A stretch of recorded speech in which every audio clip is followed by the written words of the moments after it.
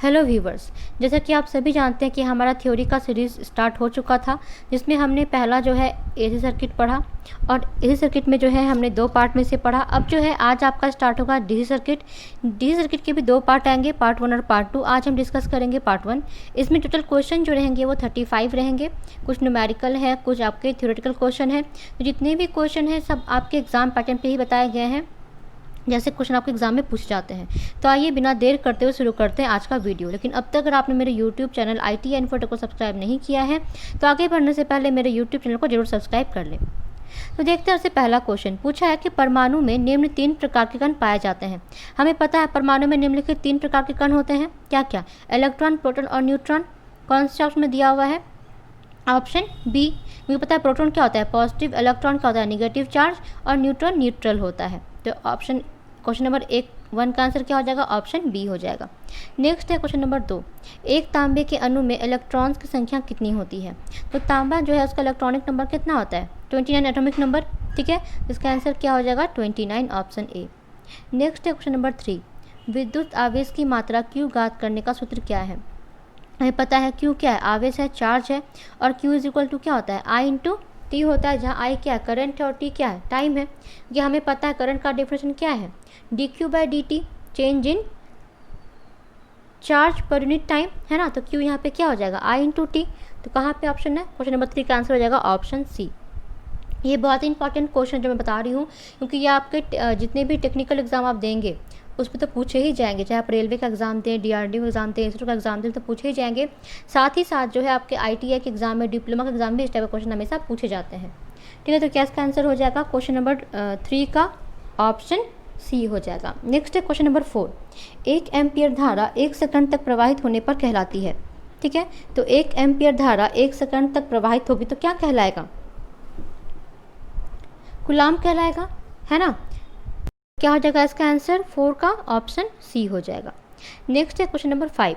विद्युत आवेश की मात्रा की SI इकाई क्या है? तो आवेश का SI इकाई क्या होता है? कूलाम होता है, चार्ज का। तो क्या हो जाएगा 5 का आंसर? Option D. नेक्स्ट है क्वेश्चन नंबर 6। जब विद्युत धारा पृथ्वी की ओर प्रवाहित होती है तो वस्तु का विभव या पोटेंशियल क्या होता है? ठीक है, तो जब पृथ्वी की ओर प्रवाहित होती है धारा तो उसका विभव क्या होता है? हमेशा धनात्मक होगा। लेकिन जब पृथ्वी से इसके ऊपर प्रवाहित होगी तो वो क्या होता है? निगेटिव होता है। लेकिन आप पूछा क्या है? जब धारा पृथ्वी की ओर प्रवाहित होगी तो ये क्या हो जाएगा? धनात्मक हो जाएगा। तो इसका आंसर हो जाएगा ऑप्शन ए। नेक्स्ट है क्वेश्चन नंबर 7। धारा प्रवाह स्थापित करने के लिए न्यूनतम आवश्यकताएं हैं। तो किसी भी वस्तु में अगर धारा प्रवाह होगी तो उसके लिए न्यूनतम आवश्यकताएं क्या क्या हैं? क्या क्या हमें चाहिए? एक वोल्टेज स्रोत चाहिए होता है और एक चालक चाहिए होता है, क्योंकि चालक से जो है करंट प्रवाहित होगा, और एक वोल्टेज सोर्स होना चाहिए। वोल्टेज क्या करेगा? इलेक्ट्रॉन को प्रवाहित होने में मदद करेगा। तो इसका आंसर क्या हो जाएगा 7 का? ऑप्शन बी, वोल्टेज स्रोत एवं चालक। आइए देख लेते हैं हम लोग नेक्स्ट क्वेश्चन को। इन्हें पूछा गया है जब धारा इलेक्ट्रोलाइट से पास होती है तब करंट किस प्रकार का प्रभाव उत्पन्न करेगा? तो इलेक्ट्रोलाइट में जब भी धारा प्रवाहित होती है तो इलेक्ट्रोलाइट क्या करता है? केमिकल रिएक्शन करता है, रासायनिक प्रभाव छोड़ता है। ठीक है, तो इसका आंसर क्या हो जाएगा? 8 का आंसर ऑप्शन सी, रासायनिक प्रभाव। नेक्स्ट है क्वेश्चन नंबर 9। विद्युत धारा की उपस्थिति का आभास होता है। तो कहीं पे विद्युत धारा है, ठीक है, तो उसमें क्या आभास होगा? एक उसमें बहुत सारा प्रभाव उत्पन्न होगा, उष्मीय प्रभाव, मैग्नेटिक प्रभाव, बहुत सारा। ठीक है, तो इसका क्या होगा आंसर? 9 का ऑप्शन बी, उत्पन्न प्रभावों से, मतलब वो गर्म हो जाएगा तार, फिर मैग्नेटिक फील्ड जनरेट होगा, ये सब होता है। तो 9 का आंसर हो जाएगा ऑप्शन बी। नेक्स्ट है क्वेश्चन नंबर 10। पूछा है धारा के 3 प्रमुख प्रभाव है। तो जब भी धारा किसी कंडक्टर से होकर, चालक से होकर प्रवाहित होती है तो इसमें 3 प्रभाव मुख्य होते हैं। एक तो उष्मीय प्रभाव, तीसरा चुंबकीय प्रभाव और तीसरा रासायनिक प्रभाव। ठीक है, तो इसका आंसर क्या हो जाएगा? 10 का ऑप्शन सी हो जाएगा। नेक्स्ट है क्वेश्चन नंबर 11। अकार्बनिक पदार्थों में अधिकांश रासायनिक क्रियाएं डैश के रूप में संपन्न होती है। जितना भी अकार्बनिक पदार्थ है तो कार्बन उसमें नहीं रहेगा, ऑर्गेनिक पदार्थ, तो वहाँ क्या होता है? मैक्सिमम टाइम जो है आयनीकरण होता है। ठीक है, उसमें आयनीकरण किया जाता है, तभी उसमें धारा प्रवाह संपन्न हो सकता है। तो 11 का आंसर क्या हो जाएगा? ऑप्शन बी, आयनीकरण। देख लेते हैं हम लोग नेक्स्ट क्वेश्चन को। जब धारा एक चालक से प्रवाहित होती है तो वह तप्त हो जाता है। इस प्रभाव को क्या कहते हैं? तो तप्त मतलब क्या होता है? हीट हो जाता है, गर्म हो जाता है। इसको हम लोग क्या कहेंगे? तापीय प्रभाव कहेंगे।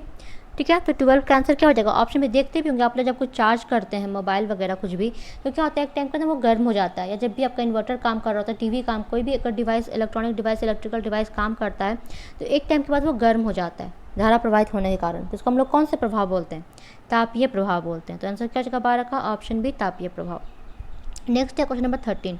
स्पाइरल वाउंड कुंडली में जब धारा बहती है तो वह किस प्रकार की विद्युत धारा का प्रवाह उत्पन्न करती है। हमें पता है कि जब स्पाइरल वाउंड कुंडली होगी, मतलब टर्न के रूप में जब होती है कुंडली, और जब उसमें धारा प्रवाहित होती है तो वो क्या कहलाती है, मैग्नेटिक प्रवाह छोड़ता है, चुंबकीय प्रवाह छोड़ता है। हम लोग पढ़े भी हैं सोलेनॉइड के बारे में, तो वो क्या होता है, चुंबकीय प्रभाव छोड़ता है। तो क्या हो जाएगा इसका आंसर 13 का ऑप्शन बी चुंबकीय प्रभाव। नेक्स्ट है क्वेश्चन नंबर 14। इसमें क्या है, मिलान करना है। तो इसमें दिया हुआ है उष्मीय, चुंबकीय, रासायनिक और एक्स किरणें। सूची 2 में दिया हुआ है विद्युत पंखा, बल्ब, हड्डियों का छायाचित्र और विद्युत लेपन। पहला है उष्मीय। तो उष्मीय प्रभाव क्या होगा, बल्ब को जब हम लोग कंटिन्यूस जलता रहता है, करंट प्रवाहित होती है तो क्या होता है, गर्म हो जाता है, तो वो क्या होगा, उष्मीय प्रभाव। और जब हम लोग जस्ट पंखा ऑन करते हैं तो फैन को ऑन करने के लिए हम लोग क्या चाहिए, चुंबकीय प्रभाव चाहिए होता है ना, अस्थायी चुंबकीय प्रभाव।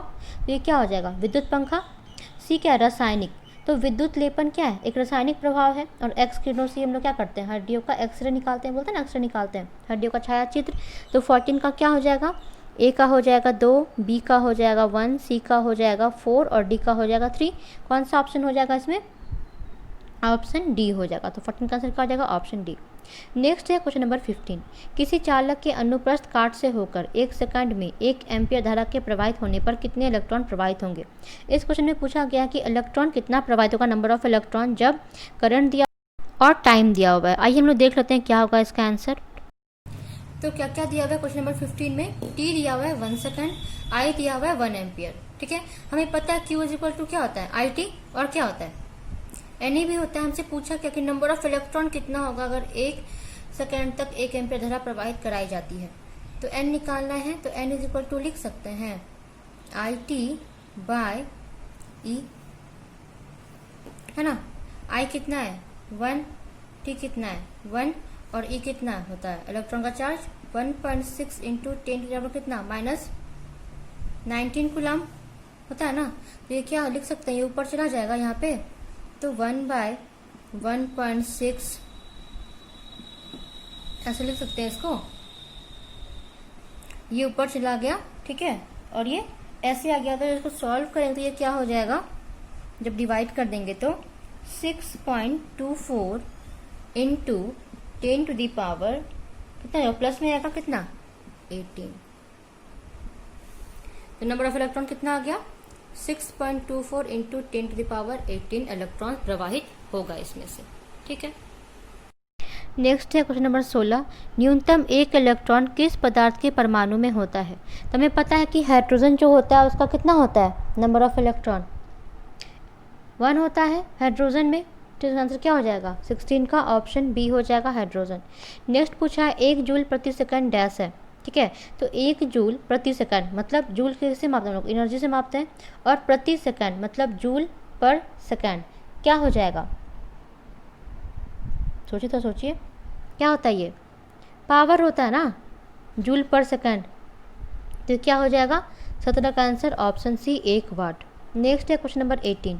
अंतर्राष्ट्रीय पद्धति में उष्मा की इकाई को डैश में व्यक्त करते हैं, मतलब ऐसा यूनिट क्या है उष्मा का, वो क्या होता है, कैलोरी होता है। तो इनका आंसर क्या हो जाएगा ऑप्शन ए कैलोरी। नेक्स्ट है क्वेश्चन नंबर 19। निम्न में से डीसी का सही तरंग रूप है। तो डीसी क्या होता है, डायरेक्ट करंट। ठीक है, इसमें ऑप्शन ए में क्या है, पल्स के रूप में बना हुआ है, तो ये क्या होगा डीसी तो नहीं होगा, पल्सेटिंग डीसी हो जाएगा। ऑप्शन बी क्या है, साइनोसॉइडल है। सी भी क्या है, पल्स के रूप में ही है, डीसी ये भी नहीं है प्योर। लेकिन डी क्या है, प्योर डीसी। हमें पता है डीसी क्या होता है, डायरेक्ट करंट जो एक ही दिशा में करंट का फ्लो कराता है। तो 19 का आंसर क्या हो जाएगा ऑप्शन डी हो जाएगा। देख लेते हैं नेक्स्ट क्वेश्चन को। नेक्स्ट है क्वेश्चन नंबर 20। किसी वैद्युतिक परिपथ में कार्य या ऊर्जा का अवकलन डैश होता है। तो हमें पता है वर्क डन क्या होता है, I² RT होता है। ठीक है, तो ये क्या हो जाएगा इसका आंसर 20 का डी हो जाएगा, है ना, क्योंकि हमें पता है जो कार्य जो है ऊर्जा जो है, ठीक है, कार्य करने की क्षमता ऊर्जा कहलाती है। ठीक, तो ये क्या होता है W/T, और W का फॉर्मूला क्या होता है आई स्क्वायर आर होता है पावर का फॉर्मूला, तो क्या हो जाएगा इसका 20 का option D I square R T हो जाएगा जूल। नेक्स्ट है क्वेश्चन नंबर 21, विभवांतर का मापन किया जाता है। पता है विभवांतर क्या होता है? पोटेंशियल डिफरेंस, और पोटेंशियल डिफरेंस को किस में मापते हैं हम लोग? वोल्ट मीटर द्वारा मापते हैं, है ना। तो इसमें बोल लेते हैं ना वोल्टेज, इसका यूनिट होता है वोल्टेज, तो इसका आंसर क्या हो जाएगा 21 का वोल्ट मीटर हो जाएगा। अगर ये आपसे पूछता करंट का मापन किससे किया तो क्या होता? एमीटर होता। रेसिस्टेंस को किससे मापते हैं? ओम मीटर से। तो ये आप याद रखिएगा, बहुत इंपॉर्टेंट क्वेश्चन से पूछा जाता है अक्सर एग्जाम में। तो यहाँ पे क्या हो जाएगा? वोल्ट मीटर द्वारा। नेक्स्ट है क्वेश्चन नंबर 22, प्रतिरोध की इकाई होती है। तो प्रतिरोध का इकाई क्या होता है? ओम होता है, तो इसका आंसर क्या हो जाएगा? ओम। प्रतिरोध का जस्ट उल्टा क्या होता है? कंडक्टेंस, चालकता, उसका इकाई क्या होता है? मोह होता है। तो आप ये सब पता रखें। वोल्ट हमें पता है वोल्टेज का होगा, और एम्पीयर क्या होगा? करंट का होगा। 22 में पूछा है क्या? प्रतिरोध का, तो इसका आंसर क्या हो जाएगा? ओम हो जाएगा। नेक्स्ट है क्वेश्चन नंबर 23, किसी चालक का प्रतिरोध बढ़ता है जब, तो हमें पता है कि जो प्रतिरोध इसका फॉर्मूला क्या होता है? R is equal to rho into L by A, है ना। जहाँ रो क्या है? स्पेसिफिक रेसिस्टेंस, या हम उसको क्या कहते हैं? विशिष्ट प्रतिरोध। अरे देख ही रहे फॉर्मूला एक बार आप, तो अच्छे से समझ जाइएगा। तो फॉर्मूला क्या होता है? R इज इक्वल टू होता है रो इंटू एल बाई ए, जहाँ रो क्या है? विशिष्ट प्रतिरोध, एल क्या है? तार की लंबाई, और ए क्या है? कटाव क्षेत्रफल किसका? तार का। तो हम लोग खुद देख सकते हैं कि R क्या है? डायरेक्टली प्रोपोर्शनल किसके है? लंबाई के, और इन्वर्सली प्रोपोर्शनल व्युत्क्रमानुपाती है किसके? क्रॉस सेक्शनल एरिया के। ठीक है। तो यहाँ क्वेश्चन में क्या पूछा था? यहाँ क्वेश्चन में पूछा है कि यदि किसी चालक का प्रतिरोध बढ़ता है जब, क्या होगा? लंबाई को बढ़ा देंगे तभी बढ़ेगा ना, क्योंकि कटाव क्षेत्रफल बढ़ाने क्या होगा? घटने लगेगा। इसका आंसर क्या हो जाएगा? कि लंबाई को जब बढ़ा दी जाए। तो इसका आंसर क्या होता है? इसका आंसर ऑप्शन ए हो जाएगा। नेक्स्ट है क्वेश्चन नंबर 24, वैद्युतिक परिपथ में प्रतिरोधक का प्रयोग किया जाता है, तो किसके लिए करते हैं? धारा के प्रवाह में क्या अवरोध न उत्पन्न करता है ये, तो क्या होगा? रोकने के लिए। तो 24 का आंसर हो जाएगा ऑप्शन ए, धारा के प्रवाह को रोकने के लिए। ठीक है, यही है क्या? प्रतिरोधक का काम। नेक्स्ट क्वेश्चन देख लेते हैं, क्वेश्चन नंबर 25। तो क्वेश्चन 25 में पूछा है, चार डायग्राम दिया हुआ है, पूछा है निम्न में से चालक का प्रतिरोध तथा चालक की लंबाई के बीच सही संबंध दर्शाता है। अभी हम लोग जस्ट देखें कि प्रतिरोध क्या होता है? डायरेक्टली प्रोपोर्शनल होता है किसके? लेंथ के। तो लेंथ बढ़ेगा तो क्या होगा? प्रतिरोध भी बढ़ेगा, है ना। तो इसका आंसर क्या हो जाएगा? 25 का ऑप्शन ए। ठीक है। नेक्स्ट है क्वेश्चन नंबर 26, कॉपर चालकता की प्रतिरोधकता का मान क्या है? तो कॉपर चालकता जो होता है, ठीक है, कॉपर, उसका प्रतिरोधकता का मान पूछा है, मतलब आर का मान पूछा है। आर इज इक्वल टू क्या होता है? रो इंटू एल बाई ए। जिसको सॉल्व करते हैं तो इसका आंसर क्या आ जाता है? 26 का option number D, 1.72 micro ohm पर सेंटीमीटर क्यूब हो जाएगा। ठीक है। नेक्स्ट है क्वेश्चन नंबर 27, किसी चालक का विशिष्ट प्रतिरोध निर्भर करता है। अभी जस्ट हमने फॉर्मूला देखा, क्या था formula? R is equal to rho into L by A, जहाँ रो क्या था? विशिष्ट प्रतिरोध। तो रो किस पे डिपेंड करता है? लंबाई पे और कटाव क्षेत्रफल। और हर चालक का जो है विशिष्ट प्रतिरोध अलग अलग होता है। ठीक है। तो वो निर्भर किस पे करता है? चालक के प्रकृति पर, कि वो चालक जो है किस प्रकृति का है। तो इसका आंसर क्या? 27 का ऑप्शन बी हो जाएगा। और ये क्या होता है? हमेशा कांस्टेंट होता है, हर चालक के लिए अपना एक फिक्स्ड मान होता है विशिष्ट प्रतिरोध का, रो का। तो 27 का आंसर हो जाएगा ऑप्शन बी। नेक्स्ट है क्वेश्चन नंबर 28, विशिष्ट प्रतिरोध स्पेसिफिक रेसिस्टेंस का विपरीत प्रभाव विशिष्ट चालकता कहलाता है। इसका मात्रक क्या होगा?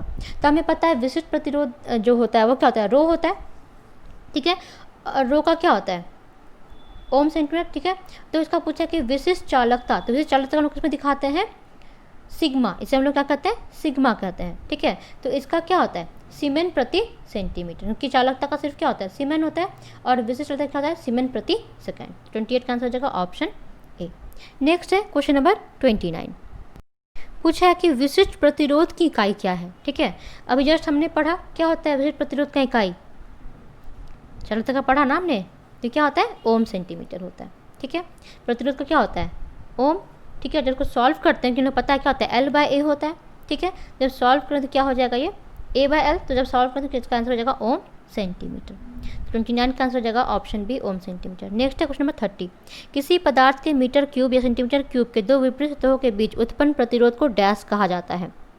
क्या बोला है? कि किसी पदार्थ के मीटर क्यूब, मतलब मीटर क्यूब या सेंटीमीटर क्यूब, ठीक है, के दो विपरीत सतहों के बीच उत्पन्न प्रतिरोध को क्या कहते हैं? विशिष्ट प्रतिरोध कहते हैं, यही होता है ना रो। ठीक है, इसका आंसर क्या हो जाएगा? 30 का ऑप्शन बी हो जाएगा। नेक्स्ट है क्वेश्चन नंबर 31। ये न्यूमेरिकल है, पूछा है जब एक विद्युत हीटर को 230 वोल्ट मेन सप्लाई से संयुक्त किया जाता है तो वह 7.5 एम्पियर विद्युत धारा लेता है, उसके एलिमेंट का प्रतिरोध क्या होगा? मतलब कोई विद्युत हीटर है, जुड़ा हुआ है वो 230 वोल्ट मेन सप्लाई से, ठीक है, और उसमें धारा कितना है? 7.5। तो बोला गया है कि उसका प्रतिरोध क्या होगा। तो आइए हम इसको सॉल्व कर लेते हैं। नेक्स्ट है 31। क्या दिया हुआ है इसमें वोल्टेज दिया हुआ है 230 वोल्ट और करंट दिया हुआ कितना? 7.5 एम्पियर। तो पूछा है कि एलिमेंट का प्रतिरोध कितना होगा, है ना। ओम के फॉर्मूला से हमें पता है क्या होता है? V is equal to I R होता है ना। यहाँ हमें V पता है और क्या पता है? I पता है। तो R इज इक्वल टू क्या हो जाएगा? V बाय आई लिख सकते हैं, यहाँ पे लिख सकते हैं। V दिया हुआ है 230 वोल्ट और I दिया हुआ कितना? 7.5 एम्पियर। तो ये कितना हो जाएगा? यहाँ पे 0 आ जाएगा। इसको सॉल्व करेंगे तो ये आ जाएगा अप्रोक्सीमेटली 30.67 ओम आ जाएगा। तो एलिमेंट का प्रतिरोध कितना होगा? 30.67 ओम हो जाएगा। नेक्स्ट है क्वेश्चन नंबर 32।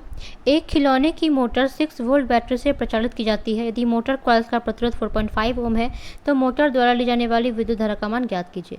मतलब कोई खिलौना जो 6 वोल्ट बैटरी से चलता है, मतलब वोल्टेज दिया हुआ 6 वोल्ट और अगर कॉइल्स का प्रतिरोध दिया हुआ है 4.5 ओम, मतलब आर भी दिया हुआ है, तो करंट का मान ज्ञात करना है। ठीक है, तो ये फटाफट निकाल लेते हैं हम लोग, करंट क्या हो जाएगा। नेक्स्ट है क्वेश्चन नंबर 32। इसमें क्या दिया हुआ है? दिया हुआ कि खिलौना जो है, ठीक है, उसकी मोटर 6 वोल्ट बैटरी से प्रचालित होती है। तो मतलब V कितना है?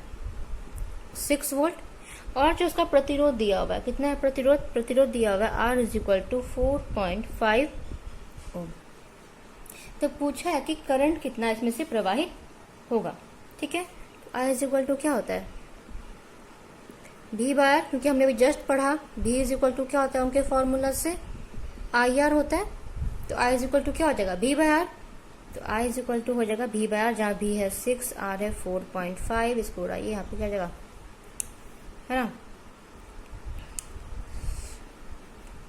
कितना हो जाएगा ये? I इज इक्वल टू, इसका आंसर हो जाएगा 4/3,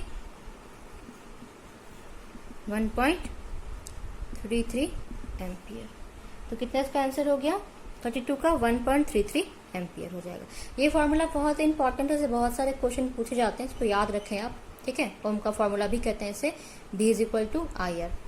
ठीक है, नेक्स्ट है क्वेश्चन नंबर 33। क्या दिया हुआ है कि 100 मीटर लंबे 1.07 सेंटीमीटर स्क्वायर कटाक क्षेत्रफल वाले तांबे का तार का कुल प्रतिरोध कितना होगा, जबकि तांबे का विशिष्ट प्रतिरोध 1.72 माइक्रो ओम सेंटीमीटर है। मतलब क्या पूछा है इसमें? निकालना क्या है इसमें? प्रतिरोध निकालना है, लंबाई दी हुई है और क्या दिया हुआ है इसमें? एरिया दिया हुआ है, कटाक क्षेत्रफल दिया हुआ है। आइए देख लेते हैं हम लोग कैसे बनाएंगे इसको। नेक्स्ट है क्वेश्चन नंबर 33। ठीक है, तो यहाँ क्या क्या दिया हुआ है क्वेश्चन में? लंबाई दी हुई है कितना? 100 मीटर। ठीक है, और एरिया दिया हुआ है, तार का जो एरिया कटाक क्षेत्रफल वो कितना दिया हुआ है? 1.07 सेंटीमीटर स्क्वायर। तो हम लोग क्या करेंगे, इसको भी या दोनों को सेंटीमीटर में बदल देंगे या फिर दोनों को मीटर में बदल देंगे। तो हम लोग क्या करते हैं, इसको ही हम लोग क्या करते हैं, सेंटीमीटर में बदल देते हैं। तो कितना हो जाएगा ये? 100 इंटू 100 कितना हो जाएगा? 10⁴ सेंटीमीटर। ठीक है, एरिया दिया हुआ है और क्या दिया हुआ है इसमें? विशिष्ट प्रतिरोध का मान दिया हुआ है, जिसको हम लोग रो भी लिखते हैं, 1.72 माइक्रो ओम सेंटीमीटर, है ना। रो का वैल्यू दिया हुआ है। तो पूछा है प्रतिरोध क्या होगा। हमें पता है जो रेसिस्टेंस होता है उसका फॉर्मूला क्या होता है? रो इंटू एल बाई ए। लंबाई पता है, एरिया पता है, विशिष्ट प्रतिरोध पता है। बताती हूँ फिर से, आर क्या है? प्रतिरोध है। रो क्या है? विशिष्ट प्रतिरोध, जिसे स्पेसिफिक रेजिस्टेंस भी बोलते हैं। एल है तार की लंबाई, एरिया है तार का कटाक्ष क्षेत्रफल। तो आर क्या हो जाएगा यहाँ पे? रो है 1.72 माइक्रो ओम सेंटीमीटर में कितना हो जाएगा? -6 गुना लंबाई कितनी है? 10⁴ बट्टा में हो जाएगा कितना? एरिया कितना है? 1.07। ठीक है, इसको हम लोग सॉल्व करेंगे। तो सॉल्व करने के बाद जो है ये कितना आ जाएगा? आर आ जाएगा। R is equal to 1.6 into 10⁻² ohm आ जाएगा। ठीक है, ये बहुत ही इंपॉर्टेंट है ये वाला फॉर्मूला भी, क्योंकि बहुत टाइम इसमें पूछा जाता है क्वेश्चन एग्जाम में। जैसे ही तो फॉर्मूला वाला क्वेश्चन पूछ दिया, ठीक है, न्यूमेरिकल। कभी क्या पूछेगा, किसी तार का कटाक क्षेत्रफल बढ़ाएंगे तो प्रतिरोध क्या होगा, तो ये क्या इन्वर्सली प्रोपोर्शनल है कटाक क्षेत्रफल से। यहाँ दिखाती हूँ, आर क्या है, इन्वर्सली प्रोपोर्शनल है कटाक क्षेत्रफल से, ठीक है। और डायरेक्टली प्रोपोर्शनल है किसके, लंबाई के, तो लंबाई बढ़ाएंगे तो प्रतिरोध बढ़ेगा, ठीक है। और अगर एरिया बढ़ाएंगे, क्रॉस सेक्शनल एरिया को हम लोग कटाक क्षेत्रफल बोलते हैं, तो प्रतिरोध घटेगा। इस टाइप का भी क्वेश्चन जो है एग्जाम में बहुत टाइम पूछा जाता है, इसका भी आप ध्यान रखेंगे, ठीक है। नेक्स्ट नंबर 34, प्रति डिग्री सेंटीग्रेड से प्रतिरोध में प्रति ओम परिवर्तन क्या है। मतलब क्या है कि पर डिग्री सेंटीग्रेड में जो प्रतिरोध में चेंज आएगा, ठीक है, वो क्या है, प्रतिरोध का ताप गुणांक है, अल्फा है। तो 34 का आंसर क्या हो जाएगा, ऑप्शन डी, प्रतिरोध का ताप गुणांक। नेक्स्ट है क्वेश्चन नंबर 35, किसी जनरेटर की फील्ड कॉइल का प्रतिरोध 0 डिग्री सेंटीग्रेड पे 50 ओम है। मतलब दिया हुआ है कि कोई जनरेटर है, उसमें 0 डिग्री पे जो उसका प्रतिरोध है वो कितना है, 50 ओम है। तो 50 डिग्री सेंटीग्रेड पर उसका प्रतिरोध कितना होगा। मतलब R0 दिया हुआ है, RT पूछा गया है, जबकि तांबे का ताप गुणांक दिया हुआ है अल्फा 0.0043 प्रति डिग्री सेंटीग्रेड। तो आइए देख लेते हैं कैसे बनेगा ये क्वेश्चन। ये क्वेश्चन जो है बहुत इंपॉर्टेंट है, बहुत टाइम एग्जाम में पूछा जाता है। आइए इसके दो टाइप से ये बनते हैं, दो टाइप के इसके फॉर्मूला होते हैं, दोनों को हम लोग अच्छे से जान लेते हैं। ये जो क्वेश्चन देख रहे हैं 35, ये बहुत ही इंपॉर्टेंट है। टेम्परेचर का क्वेश्चन है कि किसी अगर तार में 0 डिग्री तापमान पे ये था प्रतिरोध, तो 70 पे क्या होगा। तो ये दो फार्मूला जनरली इसमें यूज करते हैं। पहले मैं फार्मूला आप लोगों को बता देती हूँ। अगर क्वेश्चन में ये पूछेगा कि 0 डिग्री पे ये था, 70 पे क्या होगा, तो वहां आप लोग फार्मूला यूज कीजिएगा, RT is equal to R0 into 1 plus alpha into T. अगर क्वेश्चन में पूछा है कि 0 डिग्री पे प्रतिरोध ये था, तो T डिग्री पे निकालें, ठीक है, 70 80 कुछ भी पे निकालें। तो RT क्या हो जाएगा, T डिग्री पर प्रतिरोध, R0 क्या हो जाएगा, 0 डिग्री पर प्रतिरोध, अल्फा को कहते हैं हम लोग ताप गुणांक, और T क्या हो गया, टेम्परेचर। तो ये फॉर्मूला तब इस्तेमाल करेंगे जब हम लोगों को 0 डिग्री पे कोई दिया रहेगा और T डिग्री पे पूछा जाएगा। लेकिन अगर दो टेम्परेचर में से पूछा गया, मतलब 0 डिग्री वहां पे नहीं मेंशन है कि 30 डिग्री पे ये था, 40 डिग्री पे कैलकुलेट कीजिए, वहां पे हम लोग फॉर्मूला यूज करते हैं, RT2 is equal to RT1 into 1 plus alpha T2 by 1 plus alpha T1। ये बहुत ही इंपॉर्टेंट फार्मूला है। तो ये दो फार्मूला आप याद कीजिएगा। क्या है RT2, अगर आपसे ये पूछे कि 30 डिग्री पे RT1 30 डिग्री पे प्रतिरोधी था, तो 40 पे निकाले, तो वहां हम लोग ये फार्मूला यूज करेंगे, ठीक है। तो हम लोग देख लेते हैं क्वेश्चन क्या पूछा गया इसमें। तो इसमें पूछा है क्वेश्चन नंबर 35 में कि किसी जनरेटर की फील्ड कॉइल का प्रतिरोध 0 डिग्री पर 50 ओम है। मतलब R0 दिया हुआ कितना, 50 ओम दिया हुआ है, ठीक है। उसके बाद बोला है तो 50 डिग्री पे, ठीक है, तो 50 डिग्री पे, तो T है यहाँ पे कितना, 50 डिग्री। तो 50 डिग्री पर उसका प्रतिरोध क्या होगा, ठीक है। मतलब RT जो है, मतलब R50 भी यहाँ पे बोल सकते हैं कि R50 क्या होगा। अगर ताप गुणांक, तो ताप गुणांक क्या होता है, अल्फा दिया हुआ है 0.0043, ठीक है। सॉल्व करना है इसको, आई नो सॉल्व कर लेते हैं। फॉर्मूला कौन सा यूज करेंगे यहाँ पे, ये वाला, क्योंकि इसमें 0 डिग्री का भी यूज है ना, और T डिग्री का। तो क्या लिख लेंगे, RT इज इक्वल टू क्या हो जाएगा, R0 into 1 plus alpha T, जहाँ RT कैलकुलेट करना है, ठीक है। R0 कितना दिया हुआ है यहाँ पे, 50 दिया हुआ है, 1 प्लस अल्फा कितना दिया हुआ है, 0.0043, ठीक है। और T डिग्री पे निकालना है, वो भी क्या दिया हुआ है, 50 दिया हुआ है, मल्टीप्लाई कर दीजिए इसको। तो RT इज इक्वल टू कितना हो जाएगा, जब इसको हम लोग मल्टीप्लाई कर लेंगे तो पहले इसको हम लोग जोड़ लेंगे, ठीक है, मल्टीप्लाई करके जोड़ लेंगे, फिर इसको 50 से मल्टीप्लाई करेंगे। तो जब इसको हम लोग सॉल्व कर लेंगे तो इसका आंसर कितना आ जाएगा, क्वेश्चन नंबर 35 का आंसर ये आ जाएगा अप्रोक्सीमेटली 60.75 ओम, ठीक है। कितना लगेगा, 60.75 ओम। मतलब 50 डिग्री पे जो ताप रेजिस्टेंस होगा वो कितना होगा, 60.75 ओम। क्योंकि यहाँ 0 डिग्री वाला पूछा गया था, इसीलिए। अगर यहाँ पूछता कि 50 डिग्री पे ये है, तो 70 डिग्री पे निकालें, तो ये वाला फॉर्मूला हम लोग यूज करते हैं। कंफ्यूज ना हो, फॉर्मूला देखिए कहाँ पे कौन सा यूज करना है, ठीक है। तो ये था आज का वीडियो जिसमें हमने देखा डीसी सर्किट के 35 मोस्ट इंपॉर्टेंट क्वेश्चन। ये पार्ट 1 था। पार्ट 2 में जो है हम और 35 क्वेश्चन डिस्कस करेंगे और ये सारे ही क्वेश्चन उस टाइप के क्वेश्चन हैं जो या तो आपके कंप्यूटर एग्ज़ाम में आते हैं या आपके एग्ज़ाम में पूछे जाते हैं, जो भी आप एग्ज़ाम देते हैं, चाहे डिप्लोमा का एग्ज़ाम दें, आईटीआई का दें या बीटेक का दें। और सारे क्वेश्चन बहुत ही इंपॉर्टेंट है, सारे को मैंने अच्छे समझाया है। फिर भी अगर आपको कोई डाउट हो तो आप कमेंट सेक्शन में ज़रूर पूछें। अगर आपको ये वीडियो अच्छा लगा तो वीडियो को लाइक करें और इस प्रकार के और भी वीडियोज़ के लिए मेरे यूट्यूब चैनल ITI इन्फोटेक को ज़रूर सब्सक्राइब करें।